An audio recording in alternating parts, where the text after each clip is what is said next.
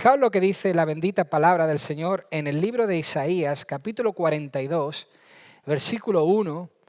Dice lo siguiente, el Señor a través del profeta Isaías. Isaías 42, versículo 1. He aquí mi siervo, a quien yo sostengo, mi escogido, en quien mi alma se complace. He puesto mi espíritu sobre él.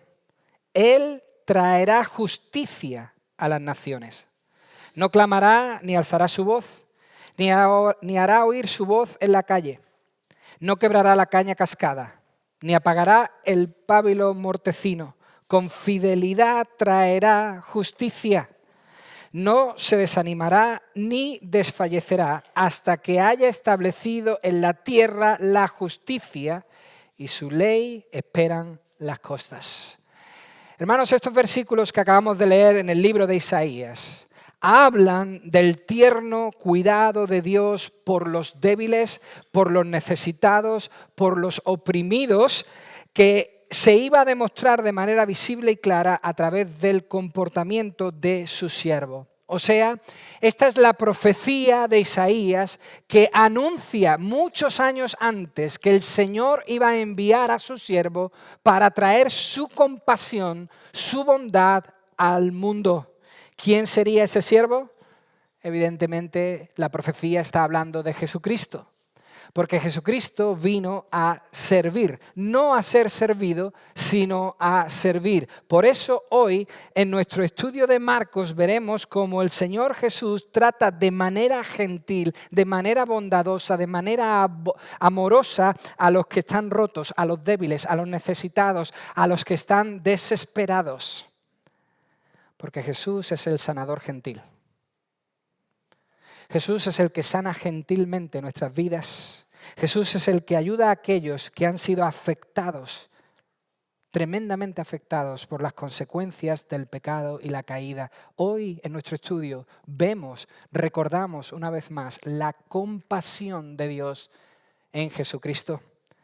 De hecho, esta frase que se repite en estos 4 versículos, traerá justicia, establecerá en la tierra la justicia, significa que ese siervo iba a poner en orden lo que se había corrompido por el pecado. Ese siervo iba a venir e iba a poner todas las cosas de nuevo en su sitio. En definitiva, iba a redimir. Esa es la labor del siervo, redimir, restaurar, hacer que se cumpla la voluntad de Dios en todo, volver a colocar en el sitio correcto lo que se ha colocado por el pecado en el sitio incorrecto. Hasta ahora, anteriormente, en nuestro estudio de Marcos, hemos visto clarísimamente cómo Jesús demostró su poder sobre la naturaleza, cuando sobre una barca calma a las olas y al mar. Capítulo 4, versículo 35 al 41. También hemos visto el poder sobrenatural de Jesús sobre los demonios, no una vez, sino muchas, la última, precisamente.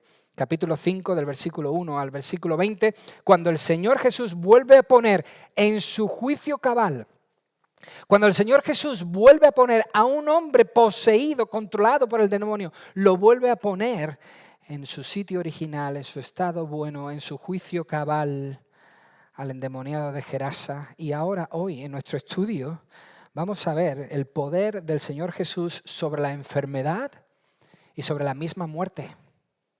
Ni la muerte puede con el Señor Jesús. Por eso yo os invito a que hoy leáis conmigo Marcos capítulo 5. Vamos a leer desde el versículo 21 y hoy veremos hasta el final del capítulo. Vamos a ver el poder de Jesús nuevamente, la compasión de Jesús, la manera en la que Jesús ha redimido, ha devuelto las cosas a su orden establecido. Versículo 21 dice que cuando Jesús pasó otra vez en la barca al otro lado, se reunió una gran multitud alrededor de él. Así que él se quedó junto al mar. Y vino uno de los oficiales de la sinagoga, llamado Jairo, y al verle se postró a sus pies y le rogaba con insistencia diciendo: mi hijita está al borde de la muerte. Te ruego que vengas y pongas las manos sobre ella para que sane y viva. Jesús fue con él y una gran multitud le seguía y, dice la Escritura, oprimía. Pidamos que el Señor bendiga el estudio de su palabra en esta mañana, que Él pueda revelar a cada uno de nosotros lo que quiere decirnos con estos preciosos versículos. Padre, queremos acudir a ti en humildad. Señor, con reverencia venimos delante de ti en esta mañana, porque tú eres el Rey, porque tú eres el Altísimo, el único Dios verdadero, Señor, y ante ti nos postramos. Así como hemos visto que hizo el oficial, nosotros doblamos nuestro ser delante de ti. Y humildemente te pedimos, Señor, que en tu misericordia hoy traigas eso que cada uno de nosotros necesitamos. Tu palabra es verdad y nunca vuelve vacía. Confiamos en su poder, porque es tu palabra. Eres tú quien hablas. Y yo te pido, Señor, que por el poder de tu Santo Espíritu intervengas en este estudio. Quita de nuestro corazón, de nuestra mente, de nuestro interior todo ruido que interrumpa que tu palabra fluya y llegue hacia nuestra mente y la transforme. Padre, haz lo posible en tu bondad y en tu misericordia. En el nombre de Jesús. Amén. Como no le dejaron entrar en Decápolis, ¿os acordáis? Como no le dejaron pasar a la zona de los gentiles, a esas 10 ciudades gentiles por el tema de los cerdos, y aunque Jesús no pudo entrar en Decápolis, el evangelio sí entró a través del endemoniado que fue sanado. Pero como no le dejaron entrar en Decápolis, nos dice el texto que Jesús y los suyos deciden volver a Galilea, volver probablemente a Capernaum, a la base que habían establecido. Esa es la casa de Simón, Pedro, y de su hermano Andrés. Y como en las ocasiones anteriores, versículo 21, la multitud, no unos pocos, la multitud que estaba, por cierto, deseando verle, cuando llega, le rodea y de nuevo el Señor Jesús se tiene que quedar en la costa para poder enseñar y hablarles muy probablemente desde la barca, porque era lo más seguro, era lo más factible y así podía llegar a todos. Por eso dice el texto que se queda en la costa. Y de entre esa multitud, hemos leído, versículo 22, aparece un oficial de la sinagoga. Esto es un gobernante o el presidente de la sinagoga. O sea, una persona importante y muy respetada dentro del pueblo. Por eso, quizás, se pudo abrir con facilidad paso hasta poder llegar al propio rostro del Señor Jesús. Pero no viene con el pecho hinchado. No viene mirando por encima del hombro. No viene exigiendo. No viene con trompetas y alfombra roja. No viene demandando, sino que cuando está delante del Señor Jesús, versículo 22, se humilla. Se postra, se tira. Y esto es nuevo, hermanos. Esto no había pasado antes. Esta es la primera vez que lo vemos. Nadie de esta clase, nadie de esta calaña se había acercado a Jesús de esta forma. Ninguno de estos líderes religiosos aún se había acercado a Jesús de esta manera, sino que se habían acercado con soberbia. Pero Jairo, oficial de la sinagoga, reconoce que Jesús es su única solución. Es curioso. Porque el capítulo 3, versículo 6 nos dice que anteriormente querían destruirle. Estos mismos anteriormente querían acabar con su vida, pero ahora uno de ellos reconoce que Jesús es su solución. De hecho, dice el versículo 23 que insistía. No una, no dos. Insistía. De hecho, esa palabra insistir significa insistir mucho. Le rogaba sin parar, sin cesar, una y otra vez que por favor vaya a su casa a sanar a su hijita que se encontraba en una situación extrema. ¿Extrema? Sí, extrema. Versículo 23. Al borde de la muerte, a punto de morir. Esta es la situación más extrema que una persona puede enfrentar. Estaba al borde de la muerte. Hermanos, es muy interesante.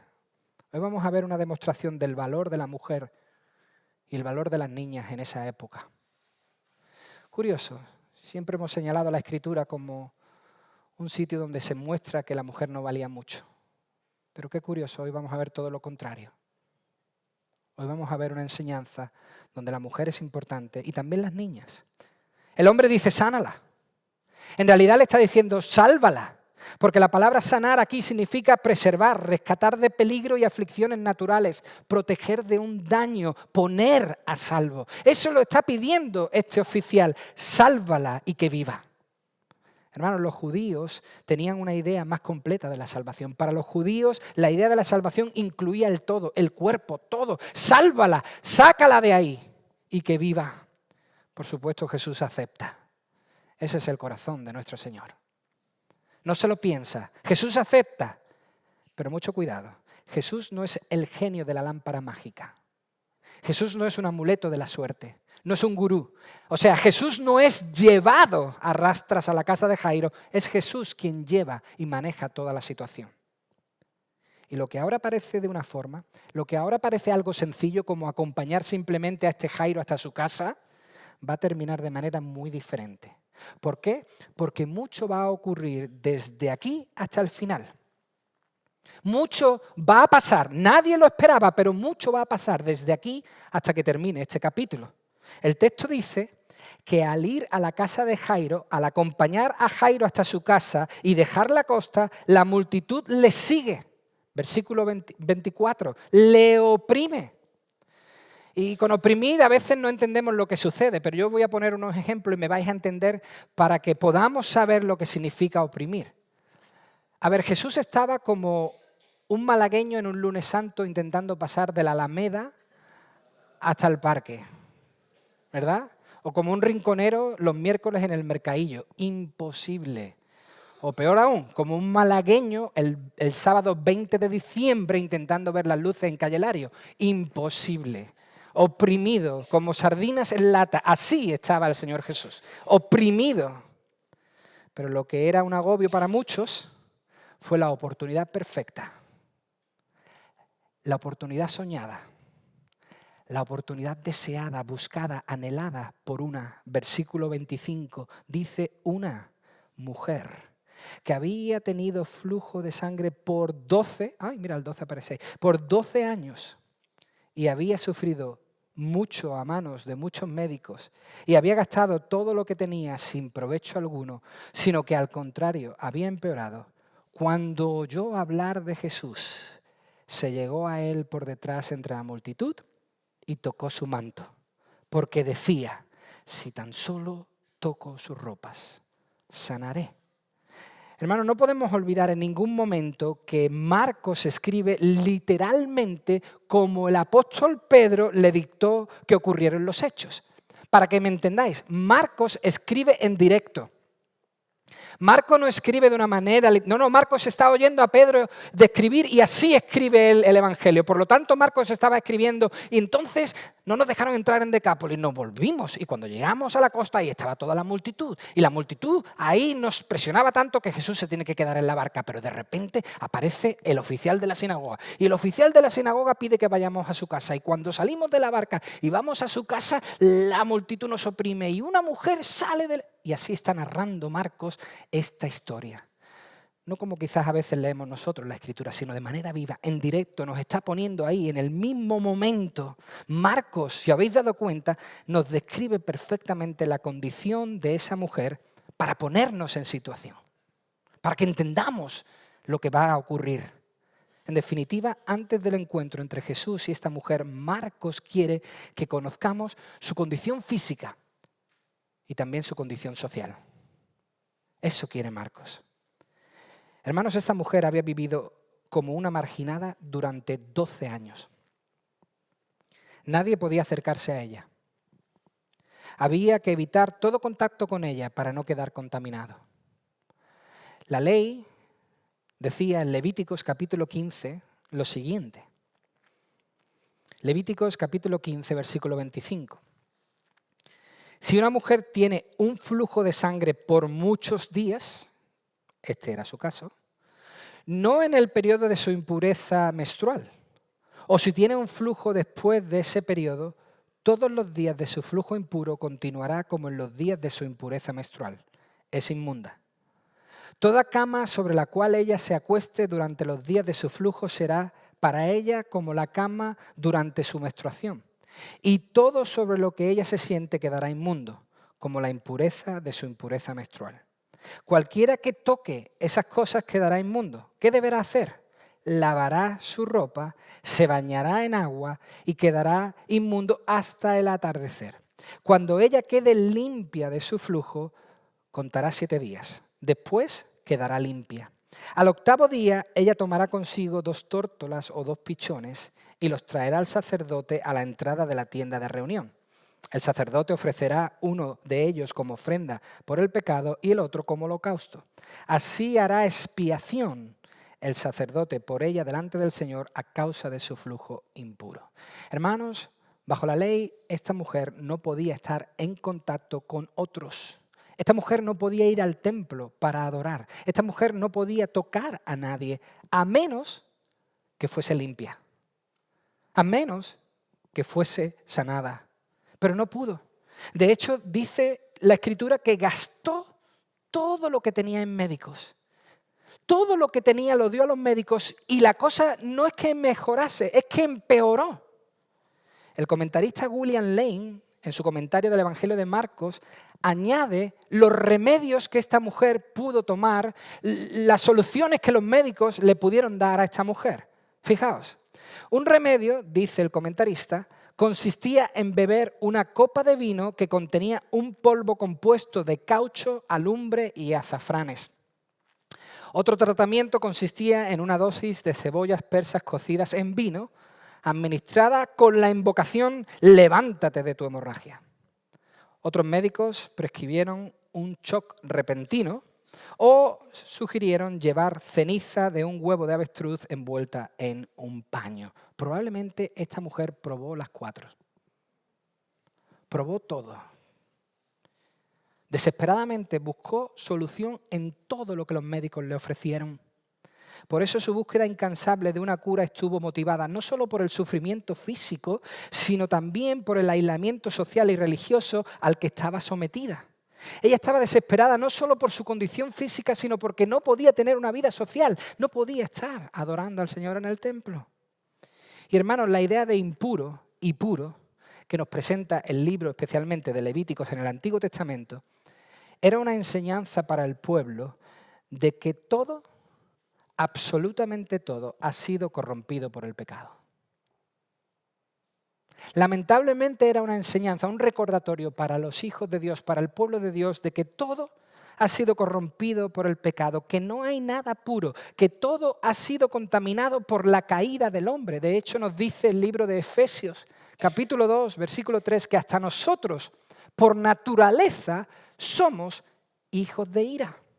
Esto quiere decir que el pecado ha tenido un impacto tremendo, nos ha teñido por completo, ha afectado hasta nuestra propia naturaleza. Por naturaleza somos pecadores y por lo tanto debemos limpiarnos si queremos acercarnos a Dios. Eso es lo que enseñaba esta ley, que había que purificarse para estar en la presencia del Señor.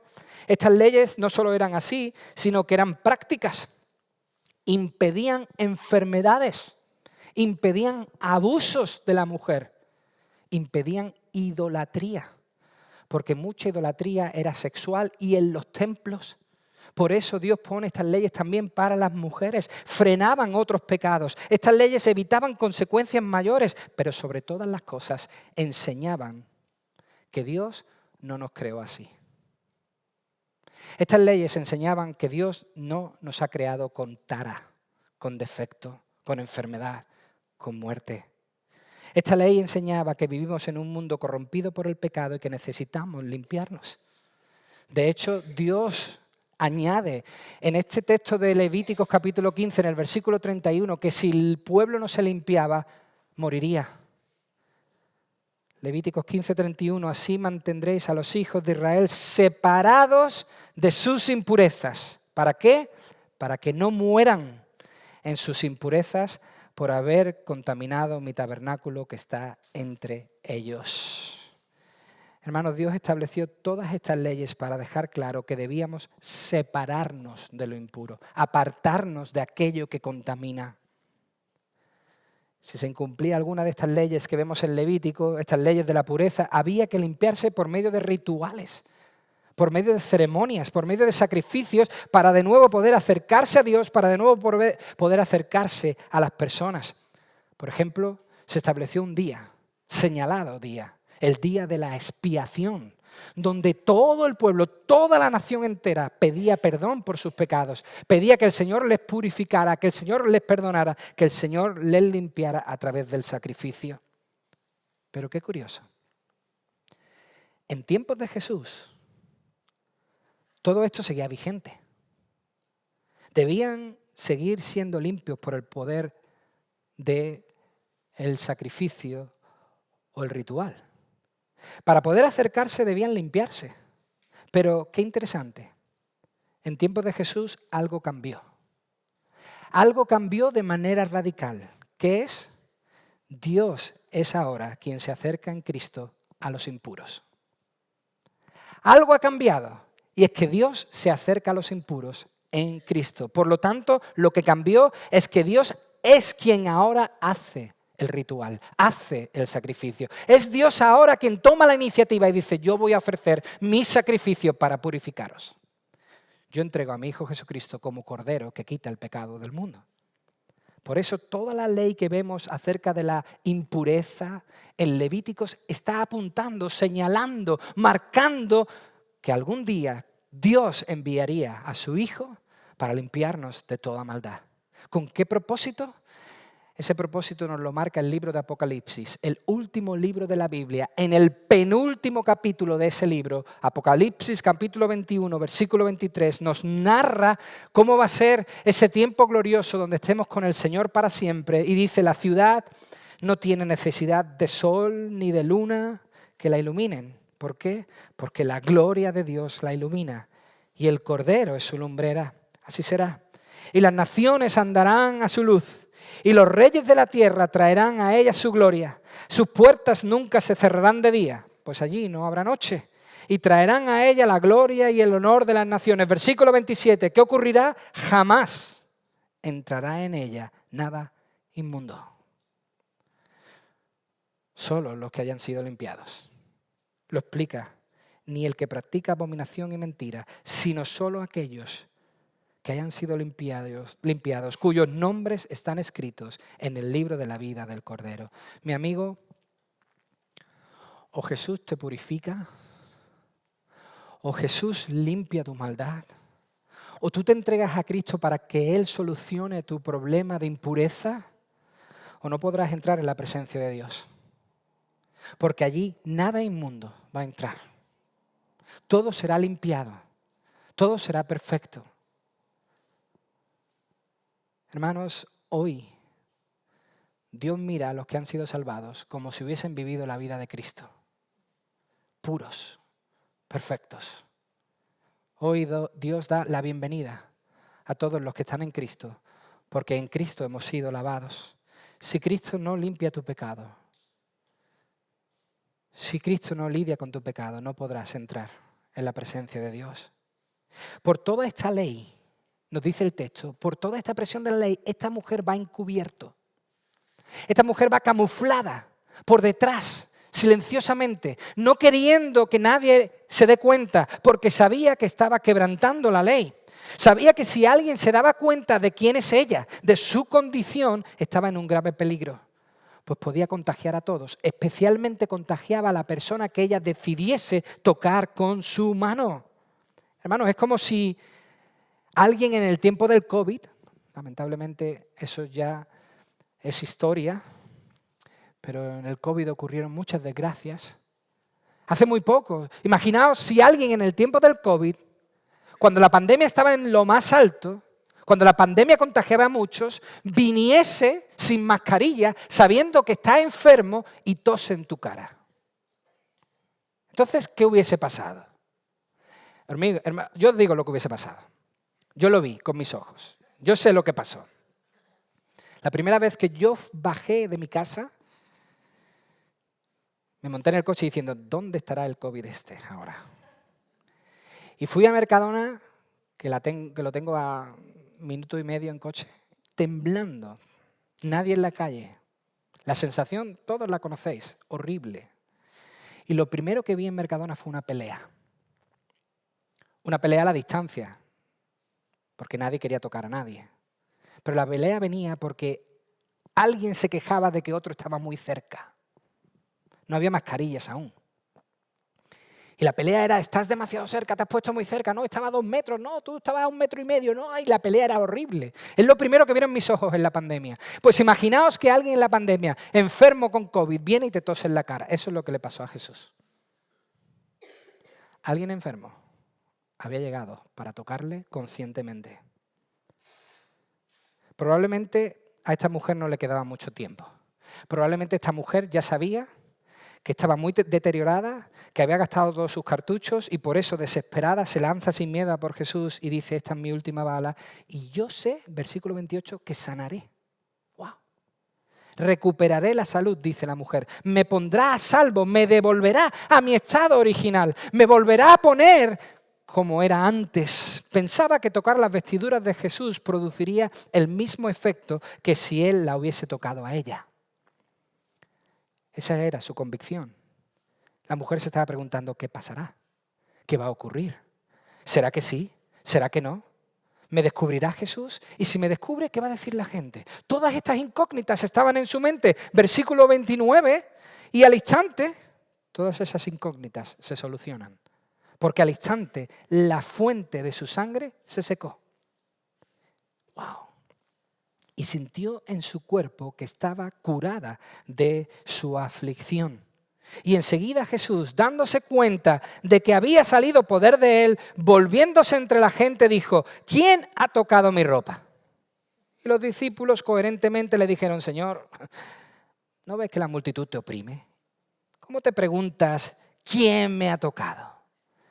Pero él miraba a su alrededor para ver a la mujer que le había tocado. Entonces la mujer, temerosa y temblando, dándose cuenta de lo que había sucedido, vino y se postró delante de él y le dijo toda la verdad.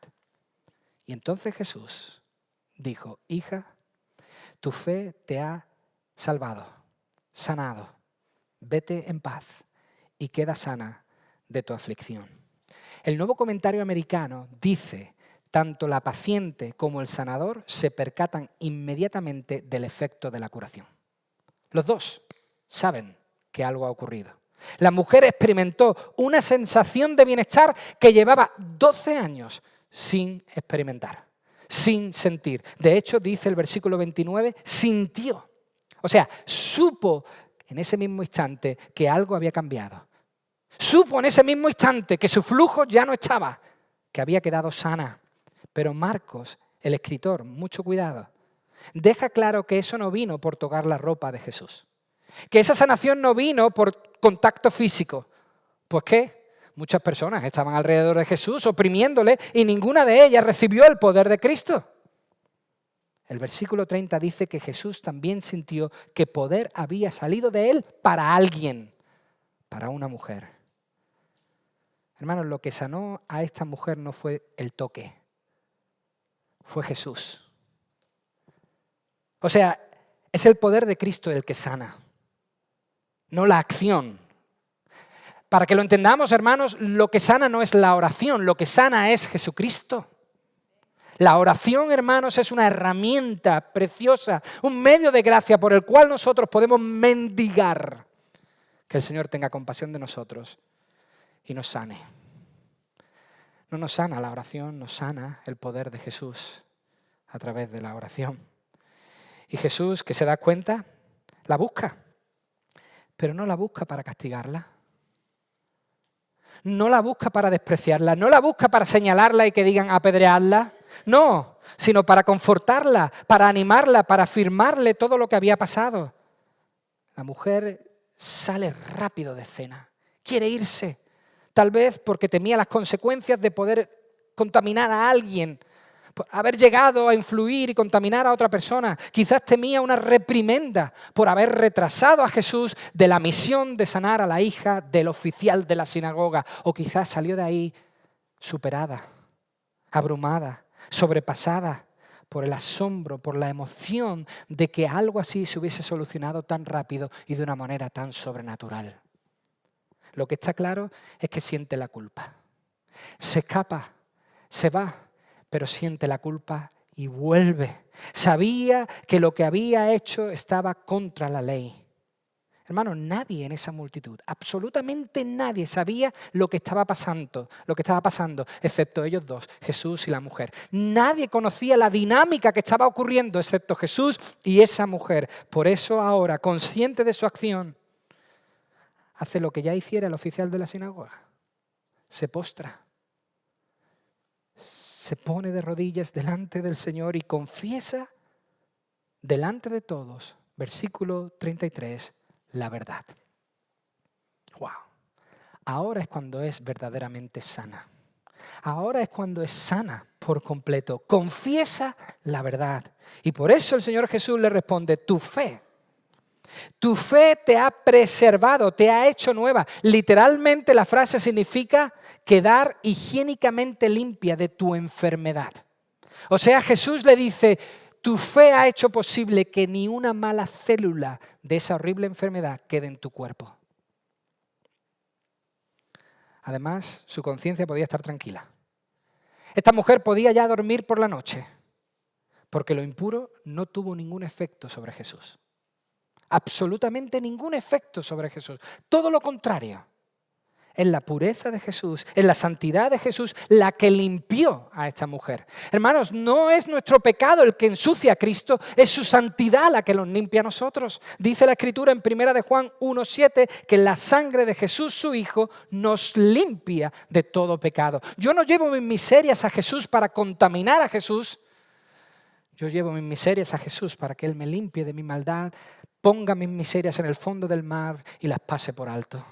Eso dice la Escritura en Isaías 1:18. Venid ahora y razonemos, dice el Señor. Aunque vuestros pecados sean como la grana, como la nieve serán emblanquecidos. Aunque sean rojos como el carmesí, como la blanca lana, quedarán. ¿Alguien dice amén? Yo creo esto. Yo creo que he llevado mi maldad al Señor y no le he contaminado, sino todo lo contrario. Su pureza me ha limpiado. Y gracias a ello yo puedo presentarme hoy delante del Señor. Gloria a Dios. Hermano, Jesús muestra gran compasión. Tremenda compasión por esta mujer. Afirmó delante de todos no solo la curación total de esa vecina. Algunos sabrían que esta es la mujer enferma que no podía salir de casa. Delante de todos afirma que esa mujer ya queda sana y además también afirma su salvación espiritual. Versículo 34, vete en paz. Esto no es una afirmación de que ya no iba a tener guerra y conflictos en su vida. Jesús no está hablando de una paz de que iba ahora a no tener ningún problema, sino que Jesús le afirma que había llegado a un estado de bienestar y de plenitud que solo llega cuando la persona está en una correcta relación con Dios. Ahora esta mujer estaba en paz con Dios. Había hecho cuentas con Dios y Dios le había perdonado. Como veis, Jesús no descuidó las necesidades de esta mujer. No pasó de largo ignorando a esta mujer para intentar impresionar al oficial de la sinagoga. No pasa por alto y dice, mujer, no me detengas, ¿cómo te atreves a frenarme? Voy a la casa de este hombre tan importante, ¿cómo te pones en mi camino? No. Todo lo contrario. Jesús atendió con sumo cuidado, con sumo amor, con suma bondad a esta mujer. Le dio todo lo que necesitaba. Pero también al mismo tiempo fortaleció la fe del oficial. Sí, porque dice el texto en el versículo 35 que mientras estaba todavía hablando, mientras Jesús todavía le estaba diciendo a esta mujer, vete en paz, vinieron de la casa del oficial en ese mismo momento diciendo, tu hija ha muerto. ¿Para qué molestas aún al maestro? Pero Jesús, que era capaz de estar hablando y estar oyendo al mismo tiempo, podía hacer dos cosas a la vez, oyendo lo que se hablaba mientras él hablaba con la mujer, dijo al oficial de la sinagoga, no temas. Terminó con la mujer y directamente se volvió al oficial y le dijo, no temas, cree solamente. Y no permitió que nadie fuera con él, sino solo Pedro, Santiago, Jacobo y Juan, el hermano de Jacobo. Hermanos, ese tu hija ha muerto, esa noticia que se dice en voz alta, tu hija ha muerto, retumba en la mente de todos. Es como un oh. Nadie duda de que el caso está cerrado. Se acabó. Lo que no queríamos, lo que temíamos ha llegado.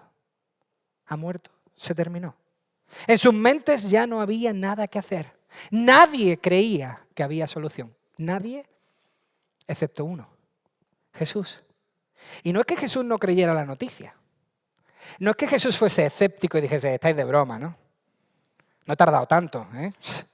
Ha sido un paroncillo de nada. ¿Cómo? Eso no puede ser. No. No es que Jesús no creyera la noticia, sino que sabía que la muerte no tenía la última palabra. La muerte con Jesús no puede. Por eso Él dice, no pasa nada, no os preocupéis. Por eso el Señor Jesús, el Señor, ellos le llamaron el Maestro, a mí me gusta decir aquí, el Señor no deja espacio para el desánimo o el lamento. Y antes que el oficial pronuncie una sola palabra de desánimo, de pérdida de fe, le dice, no temas, cree solamente. Hermanos, la palabra de Dios nuevamente nos habla de la importancia de la fe. Nos está hablando de lo importante que es la fe, tener confianza en Jesús y tener confianza en las palabras de Jesús. Las dos cosas son importantes. Hermanos, hay muchos de nosotros que creemos en Jesús, pero dudamos a veces de las palabras de Jesús. Creemos en Jesús, pero a veces no confiamos en sus promesas. Y esto es importantísimo. La Biblia nos anima a que creamos en Jesús, su poder, su carácter, su persona y en su palabra.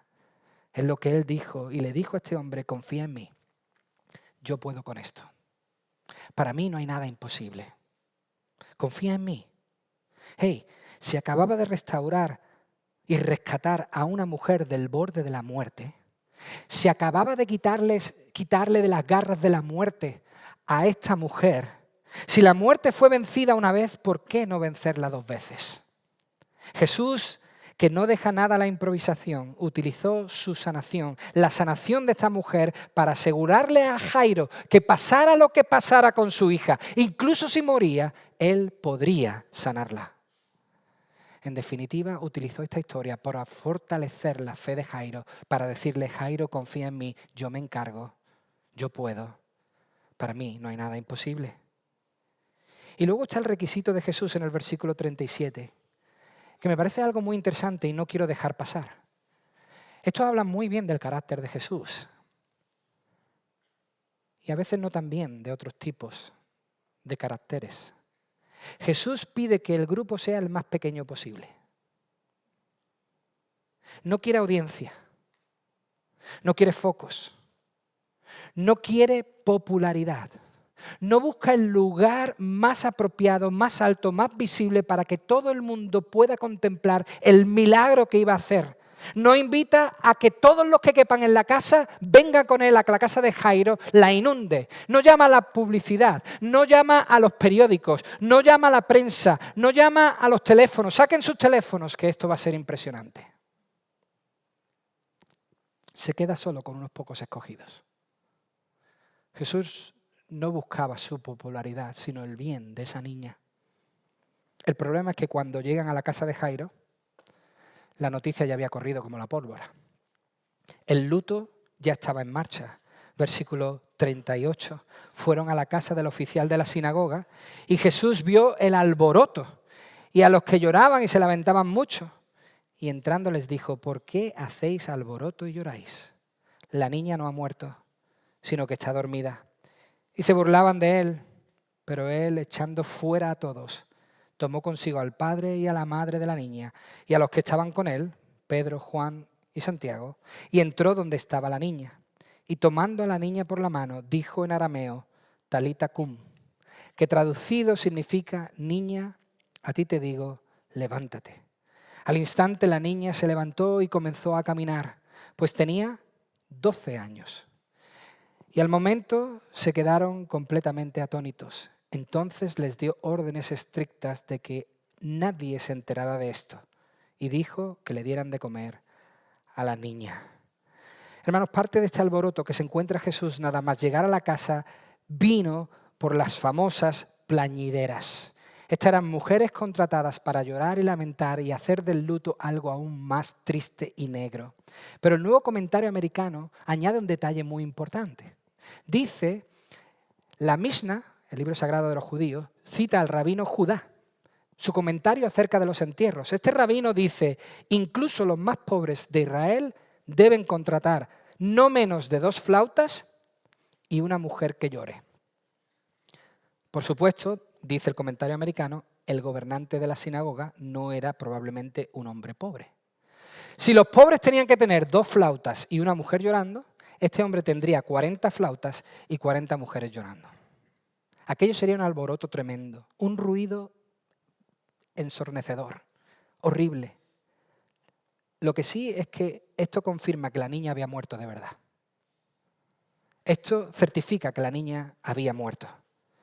Pero a Jesús no le gusta el alboroto. No.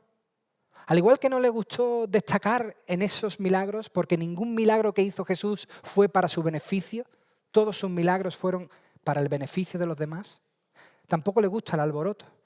A Jesús no le gustan los gestos descontrolados, los botes irracionales. Eso de botar ahí delante de Jesús no es algo que a él le guste. De ahí que nada más llegar ponga orden. Eso le gusta a Jesús. El orden, lo ordena. Jesús sabía que la muerte de la niña era real, pero también sabía que su muerte era temporal. Por eso dice, versículo 39, la niña no ha muerto, solo está dormida. Evidentemente, todos los que lloraban se rieron de él. Más bien se burlaron de él. Le señalaron con el dedo. Los burladores creían que le iban a intimidar con sus burlas. Pero aquí vemos a un Jesús firme, decidido y fuerte. Echa a todos. Tan fuerte que reduce el número de la multitud a 6 más la niña. Santiago, Pedro, Juan, los padres, la niña y Jesús. El versículo 41 dice que Jesús tomó la mano de la muerta. ¿Cómo? He dicho y muchas cabezas han hecho ¿cómo? ¿Por qué Porque a ojos de los judíos Jesús se hacía impuro en ese mismo instante.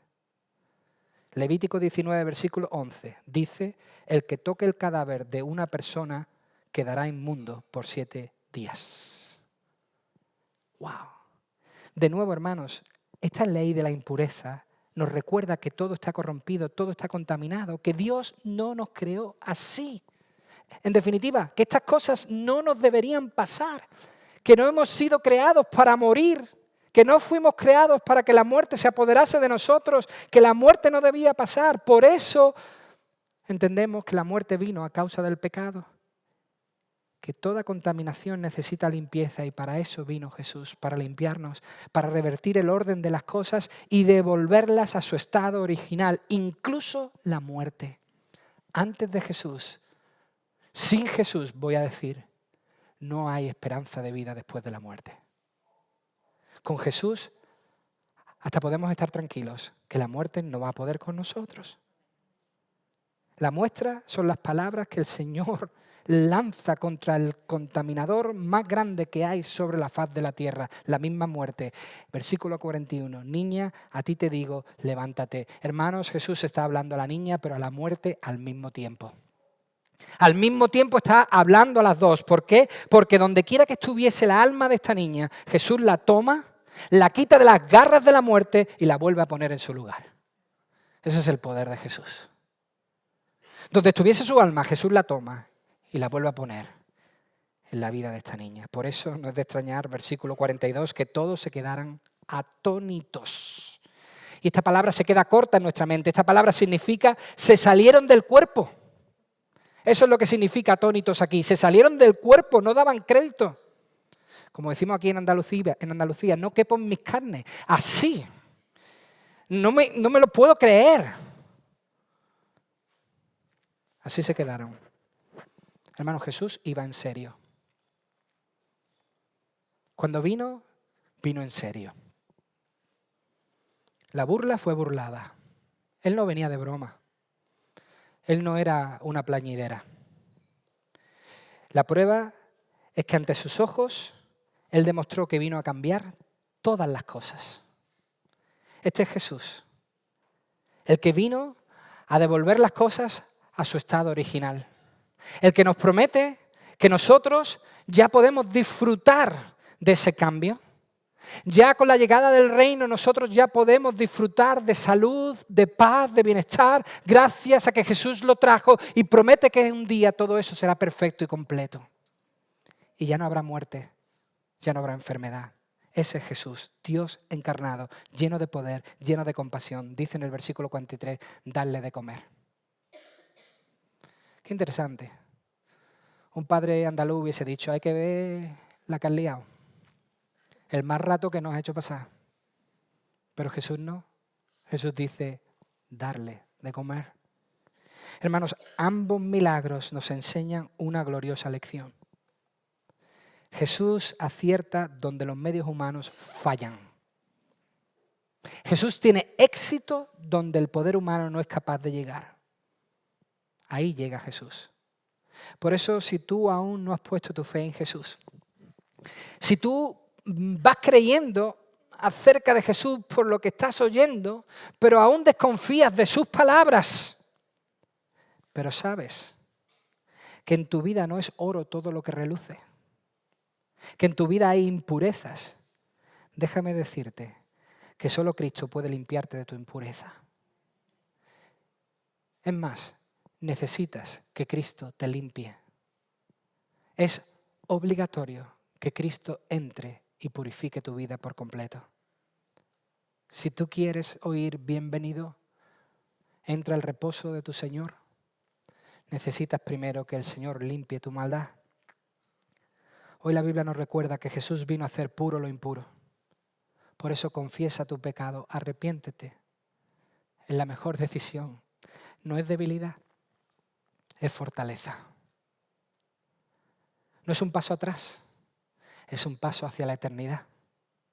Sé limpio, confiesa la verdad como hizo esta mujer. Pero si has creído, alaba a Dios. Alaba al Señor Jesús. Sé agradecido.